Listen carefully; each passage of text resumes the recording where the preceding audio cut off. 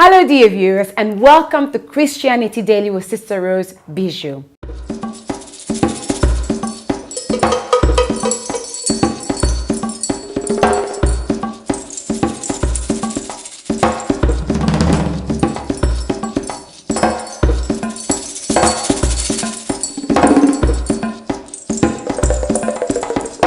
Until next time, be encouraged, be uplifted, and be blessed. Bye-bye.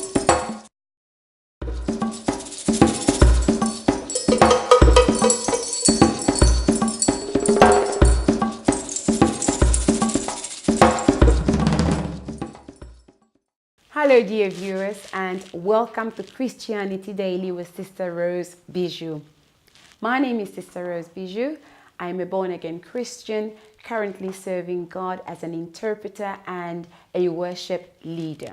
I have been an interpreter since 1998 and have experience in interpreting in English, French, Portuguese, and Lingala. As a profession, I am a qualified nurse working in theatres and pre-assessment, treating patients pre and post surgery. But for God, I work as a worship leader and an interpreter. I am currently considered to be an experienced and excellent interpreter in my church and community. I have therefore decided to do a series of sessions on interpreting in order to help all those who are already interpreters and wish to improve their interpreting skills or are aspiring to become interpreters. In our local churches, consisting of French and Portuguese as well as Lingala speakers today, interpreters are increasingly being used to reach a wider audience. I have therefore decided to share my current skills to help all those who need it and who want me to help them to improve their interpreting skills. Many people have approached me for help and support. They've asked me if I could do these sessions. They've asked me individually. So I decided to do a session that will include everybody. I will be organizing workshops as well in this year, 2016, where interpreters can book themselves on my Facebook page when the dates are available in order to attend the workshops and learn some useful tips on interpreting. Individuals can contact me and book when the dates are available, or pastors as well can contact me and book their interpreters or anyone that they wish to be trained to become interpreters. So, starting with lesson 1. Today I am going to cover on how to be an interpreter, how to interpret, things to consider if you wish to become an interpreter. In this session, I will cover 6 points. First point. In order for you to be an interpreter, you need to be a born-again Christian and a follower of Christ. This is because you will be interpreting the Word of God. You need to know the Bible so that you can understand biblical jargon, biblical terms, and the Word. Because you will be interpreting the Word of God, you must understand God Himself. Otherwise, you cannot interpret this Word of God to people. Number 2. You need to be able to read the Bible. Choose a Bible of your choice and you should be able to understand it. I prefer the King James Version because it's the English that I understand. It's a mature English, but there are other versions available as well, such as the Good News Edition, the Amplified Bible. Choose a version that you are comfortable to read and that you will be able to understand. You need to have the Bible in both languages that you will be interpreting.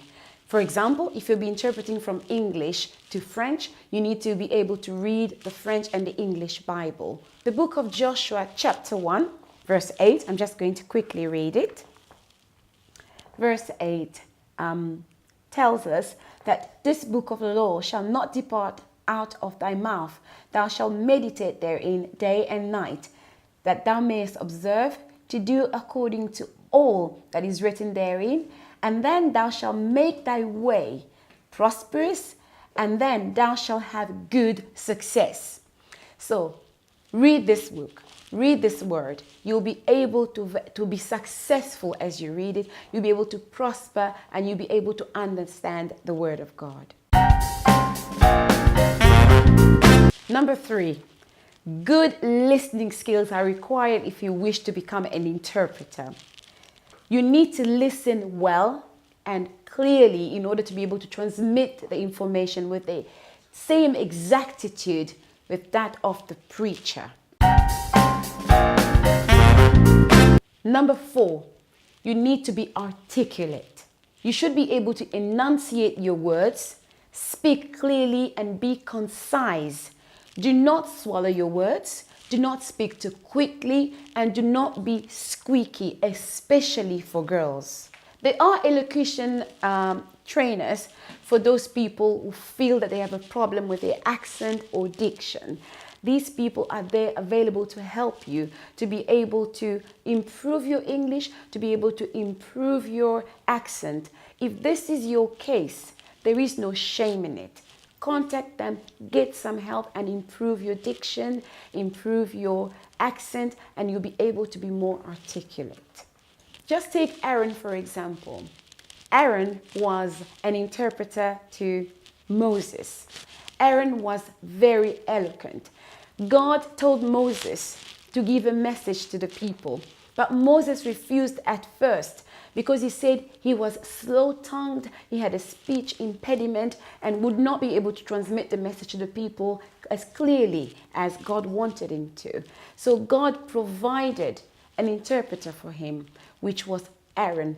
This text will be able to be found in Exodus chapter 4 from verses 10 to 16 if you wish to read these accounts. Aaron was very eloquent and very articulate.